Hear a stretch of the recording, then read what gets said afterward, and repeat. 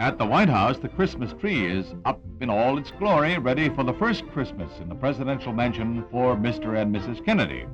A group of designers had a hand in decorating the tree in the manner of Tchaikovsky's Nutcracker Suite. The Christmas season brings Mrs. Kennedy to a children's hospital in Washington for a visit with ill and crippled children. The First Lady expressed a wish to make the visit so that she might try to bring a little cheer to the unfortunate tots who will have to greet Santa Claus here.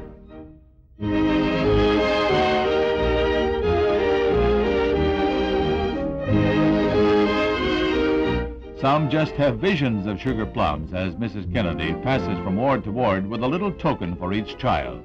The gracious lady finds most a little shy, but none shy enough to refuse her gift.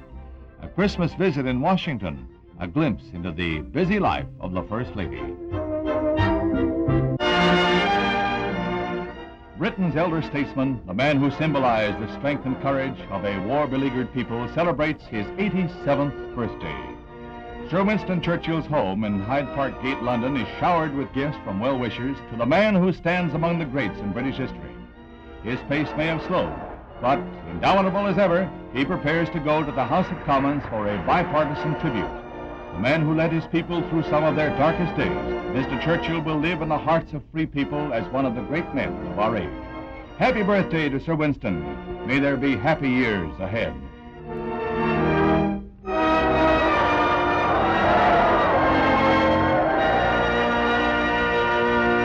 It's moving day for royalty on the other side of the world. The Japanese Emperor Hirohito is preparing to move with his family into a new home that will serve as the imperial household. A blend of modern and traditional Japanese styles, the house is the acme of comfort without being palatial. By coincidence, moving day for the man who was once called the Son of Heaven comes on the 20th anniversary of Pearl Harbor.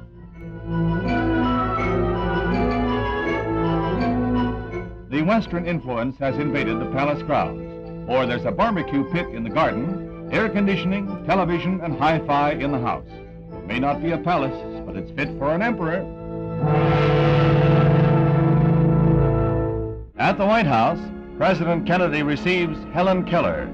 Deaf and blind since childhood, Miss Keller's hands, tapped by her companion Evelyn Side in the finger code, provide her chief perception and communication with the world around her. Miss Keller's life has made her a symbol of hope and achievement for the handicapped. In her remarkable career, she has met every president since Grover Cleveland. Now 80 years of age, but still alert and vigorous, Helen Keller continues her inspiring way. The story that had a grim preface in the horror of Nazi concentration camps comes to an equally grim end in Israel, as Adolf Eichmann is sentenced for his crimes against humanity. Defense attorney Robert Savatius will automatically appeal, but this is the end for Eichmann, who was seized in Buenos Aires in 1960 and spirited to Israel. The three judges started to study the evidence when the 4-month trial ended in August and found Eichmann guilty on 15 counts of the indictment. In his bulletproof booth, Eichmann sits stoically as the charges are summed up. The unseen witnesses against this former Gestapo colonel are the 6 million Jews he is convicted of slaughtering. Judges then call on the defendant to stand as they pass their sentence. The end of a trail of blood and horror. The end of a man whose name will be written in infamy. The man who escaped the Nuremberg war trials by fleeing to South America receives justice at the hands of the people whom he had aimed to wipe out.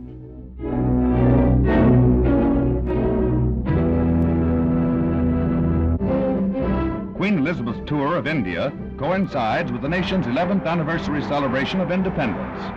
Elizabeth rides with President Prasad to the reviewing stand in New Delhi, where Prime Minister Nehru greets the royal party.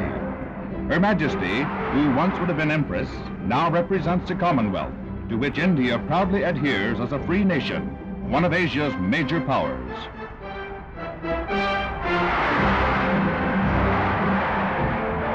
Some 3 million watch the mammoth procession. Modern India recalls the colorful days of empire.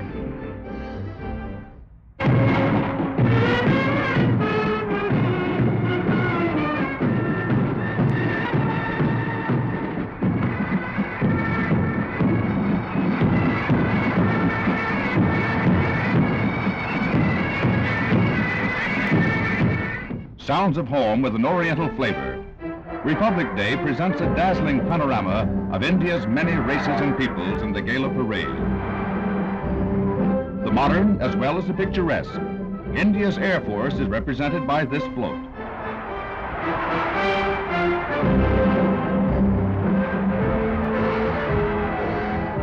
Highlight of the parade, the traditional elephants recalling days of Mughal grandeur. India affirms for its royal visitor the closeness of traditional and Commonwealth ties of friendship with Britain. At a press conference, President Kennedy outlines the West's reply to Khrushchev's threats to sign a peace treaty.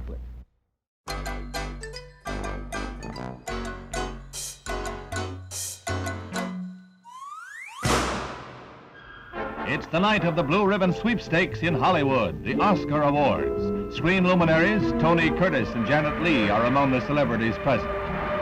And so is Gene Simmons. Tonight climaxes a year of hard work. Tonight the best efforts in motion picture production are rewarded. Eva Marie Saint announces the Best Supporting Actor. The winner is Peter Ustinov in Spartacus. Mr. Ustinov gets his Oscar for his work in Universal Pictures' Spartacus, a spectacle that won 4 awards for a major share of the night's honors. A versatile writer, actor, and director, the bearded Mr. Ustinov is a popular choice with everyone.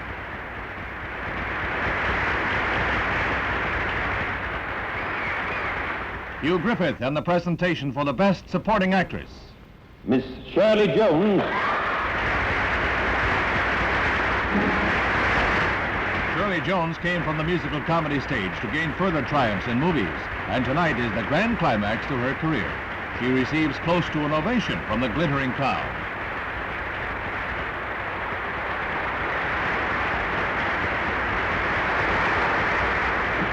The tension mounts as Greer Garson announces the Best Actor. And the winner is Burt Lancaster. Burt Lancaster played a convincing preacher in Sinclair Lewis's Elmer Gantry, a demanding role. Well done. Things move to a climax as all eyes are on Yul Brynner and the Best Actress of the Year award. Elizabeth Taylor. Convalescing from her recent grave illness, Elizabeth Taylor receives a prolonged accolade from the audience. It's a popular choice, an Oscar for the beauty who is a winner after 4 successive tries. Audrey Hepburn and the year's Best Picture. The Apartment, Billy Wilder. Billy Wilder accepts as producer. A gala night for filmdom. In Paris, the rites of spring begin in the chill of winter with the unveiling of new hats for the new season. This one is trimmed with 2 large roses, very feminine and very right for spring. Here's a convertible eye catcher, white toque with on-again, off-again straw picture brim. Here's a perky chapeau of Italian straw.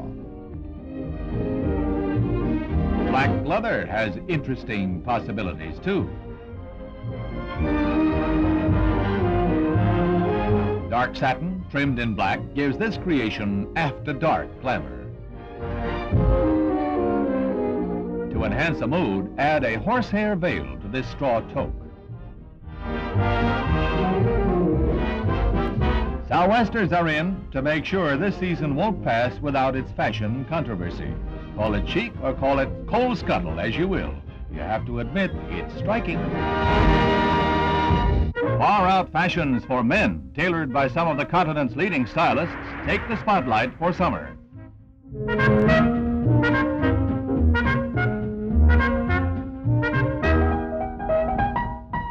It's a turnabout from the usual fashion show in which the drab male sets off the colorful attire of the opposite sex. The American influence is apparent in this cocktail cowboy suit. Fancy Dan cuffs on the trousers.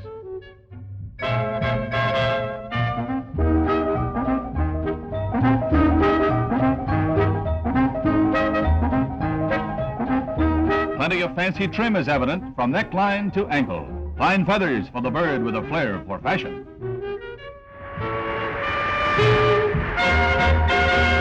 New heights in entertainment are promised airline passengers as Walter Slezak delivers a print of the first motion picture to be shown aloft on a regular schedule. It's a print of Universal International's Come September, which stars Rock Hudson, Gina Lollobrigida, and Sandra Dee with Bobby Darin and Mr. Slezak. He has beautiful accompaniment as he boards the jet for the inaugural flight of Movies Aloft. They will be shown on 5 transcontinental trips and on flights to Europe.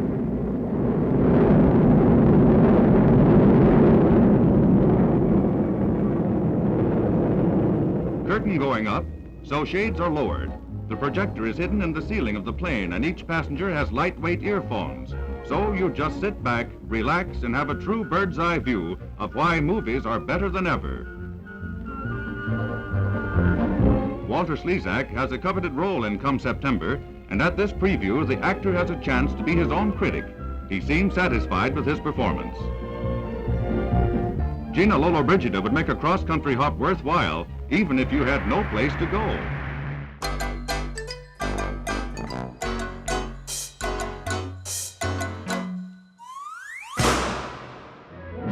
1961 was a year of international tensions, compounded by crisis after crisis. It was a year of riots in Cairo to protest Lumumba's death. It was Cuba in a red regime and Castro's boast that he had always been a communist. It was Chombe and warfare in the Congo, with that young nation torn asunder by civil strife. 1961 was Laos, now under the uneasy rule of a neutralist regime. And it was South Vietnam, battling red guerrilla. It was the year that the Algerian War continued to pit brother against brother. This was 1961.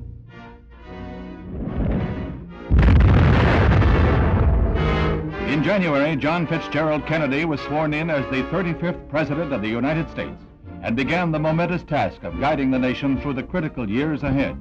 It was a solemn ceremony as he took the oath of office and assumed the burden laid down by Mr. Eisenhower. For a time, the very effectiveness of the United Nations was threatened when Dag Hammarskjöld was killed while on a peace mission to the Congo. The great apostle of peace had assumed his post in 1953 and brought to his work a dedication that won him international respect even from the Russians. They tried to remove him, but they could never question his integrity.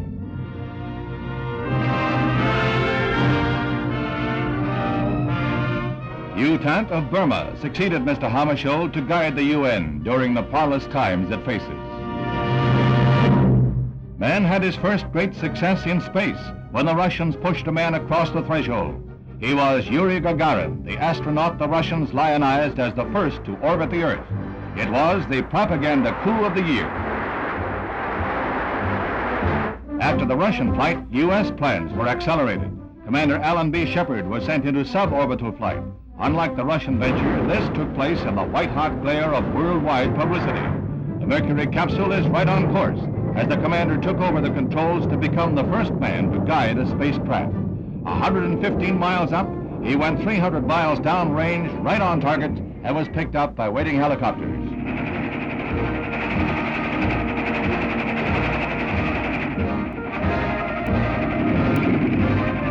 The triumph of Alan B. Shepard, U.S. space pioneer. Following in Commander Shepard's star-studded footsteps came Captain Virgil Grissom.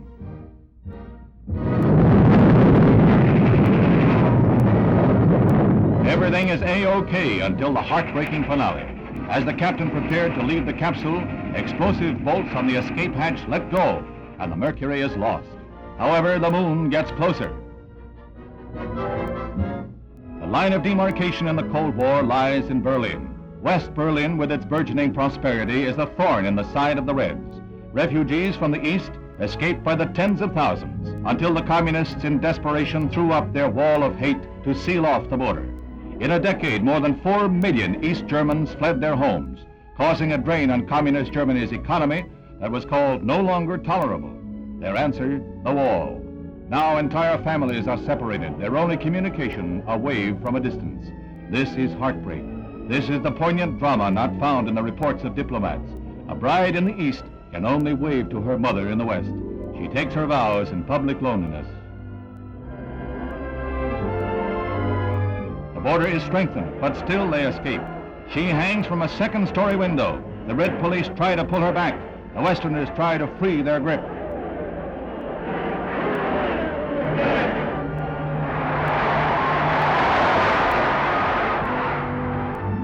East Germans grasp any fleeting chance. A guard's back is turned, the barbed wire is slashed, and Westerners stretch forth willing hands to pull them to asylum. They gamble that a sudden rifle shot won't end their dreams, that a slip won't bring disaster. Freedom is man's most prized possession, and it is only for those who love it.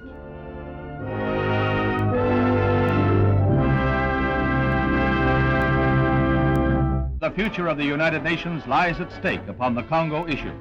We believe that the only way to keep the Cold War out of the Congo is to keep the United Nations in the Congo. And we call on the Soviet Union to join us in thus ensuring the free and untrammeled exercise by the Congolese people of their right to independence and to democracy. Mr. President, it is the security of all people which is threatened by this statement and by the proposals of the Soviet government.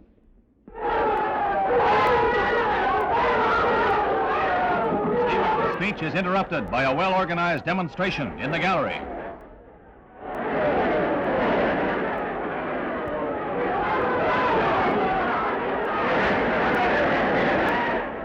Most of the group are American Negroes, members of African nationalist groups in New York. It's the most violent demonstration by spectators in the World Organization's history. The effect is to underscore the gravity of the Soviet threat. But Hammarskjöld stands firm, refusing to bow to communist pressure. His contention that disaster would result if UN troops leave the Congo is backed both by President Kennedy and by India's neutralist Prime Minister Nehru. As the riot is slowly put down, the stage is set for a test between the free world and the communist bloc, the most critical moment in the 15 years of the United Nations' existence.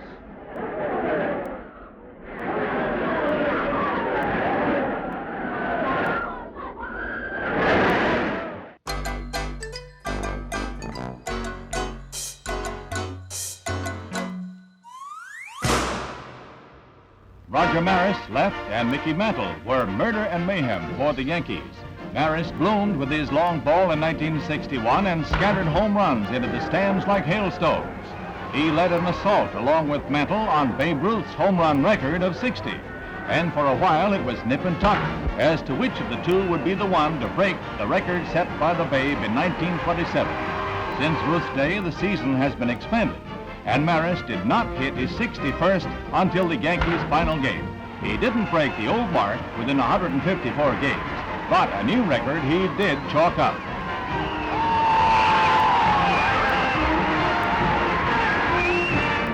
The Yankees were in the World Series again in 1961 against the Cincinnati Reds.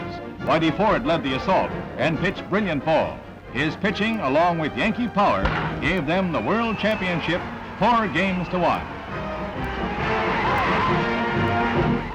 Basketball in Boston. It's the NBA Finals with Bill Russell, number 6, brilliantly spearheading the Celtics before a capacity crowd of 14,000. The Boston quintet dazzles the St. Louis Hawks with their fast break attack.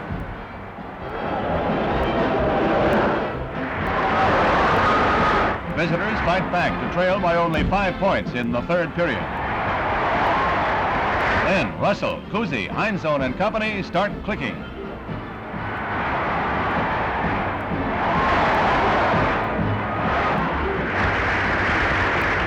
Playmaker Cousy, number 14, is in evidence all through the playoffs. With time running out, the Celtics have a solid lead, but they're still going.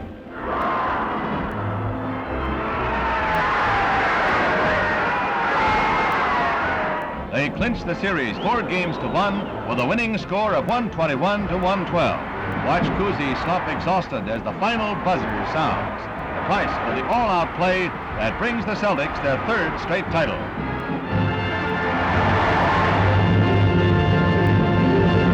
The Braves meet the Giants in Milwaukee, and baseball history is being made by Willie Mays, who faces Lou Burdett in the first inning and promptly smashes his first home run of the day. Only 8 men, including the great Lou Gehrig, have hit 4 home runs in one game. Today, Willie is joining that select circle. The say-hey boy was hitless in this series against the Braves until today, but he bounces back with a vengeance. His round tripper in the fourth is a 400-foot belt. The fences are bending today, for other players are on home run sprees too. Before the game's over, there'll be 10 circuit crops, including the incomparable Willie's third blast in the 6th. All hit with everything behind it.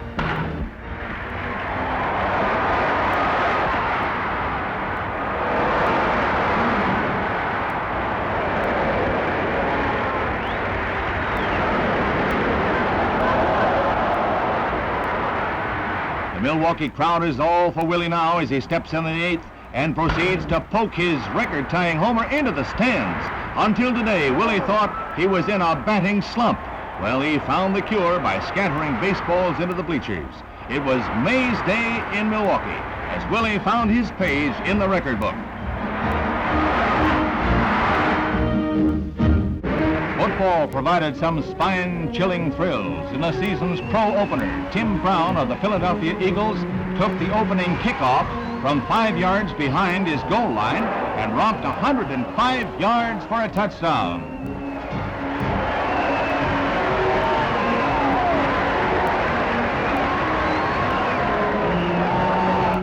Ohio State had a brilliant season, and one of the reasons was Chuck Bryant, who took a pass from Joe Spama and snaked his way for a 62-yard tally.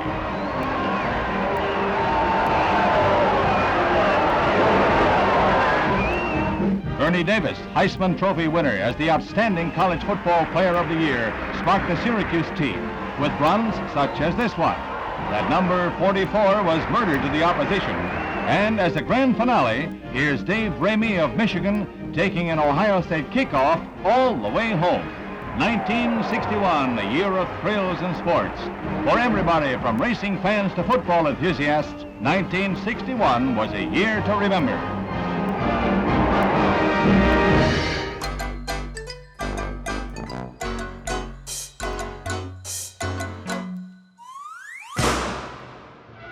Once again, it's Carnival in Viareggio. And as in years past, as far as memory reaches, the Italian seaside town stages its inimitable extravaganza, the culmination of a year of planning and devoted labor. Imagination runs riot. One float is a mocking tribute to horror film star Count Dracula.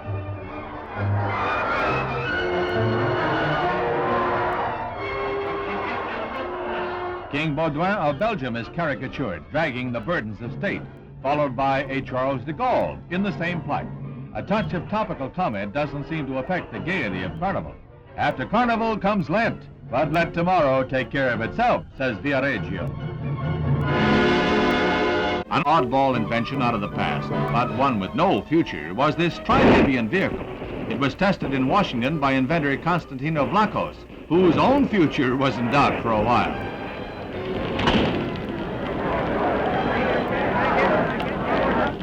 Vlachos was burned but not scared off. As soon as he got better, he was back to the old drawing board.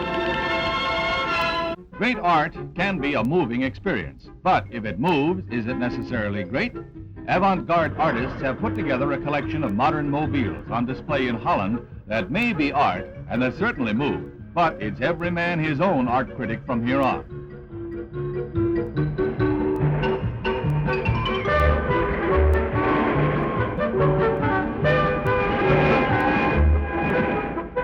This little item not only classifies as far-out sculpture, but also turns out dandy abstract paintings. The scene is the Municipal Museum of Amsterdam, which goes for modern art all the way, which should dispose of the old myth about the Dutch being unimaginative.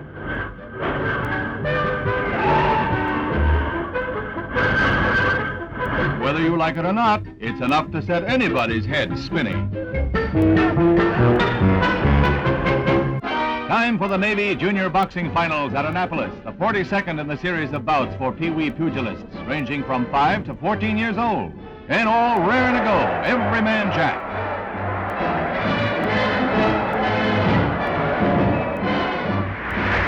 Spike Webb, famous Navy boxing coach, presides, and the first competitors have at it. This is really the paperweight division. Tiny tots with great big gloves and a double knockdown. These bantams are game little scrappers. Learning to dish it out and to take it at an early age is Navy tradition.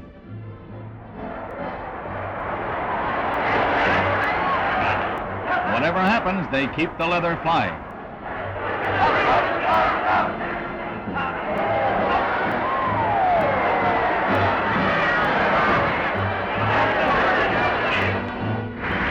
This bout finds one junior boxer with a wait-and-see strategy. He mostly plays it cool, doesn't believe in wasting ammunition, but the other fella keeps up a barrage. He finally connects, literally nosing out the loser. Ah, a tough rat.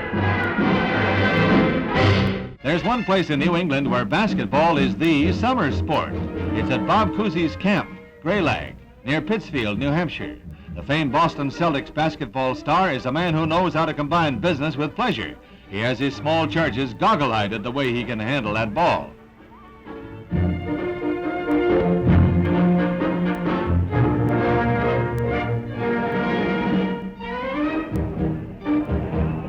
Time for lessons, and you can bet that nobody cuts classes here. Bob has willing and apt pupils as he passes on what he has learned during his years as a star.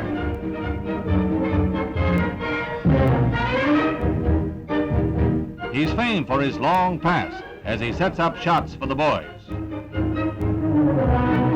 But what Cousy likes best, and that goes for the kids, is when everybody gangs up to try to stop one of the game's greatest dribblers.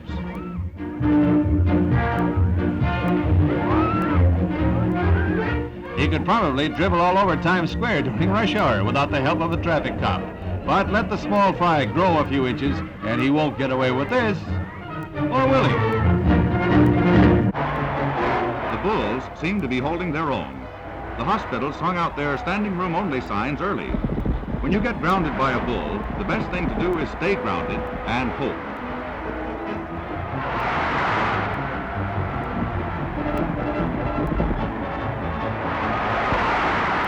Maybe the reason the Bulls are doing so well is that they stayed sober. A more even contest is this one. They're both stunned for a minute, mark it up as a draw. As for the bullfighters, hold their aching backs.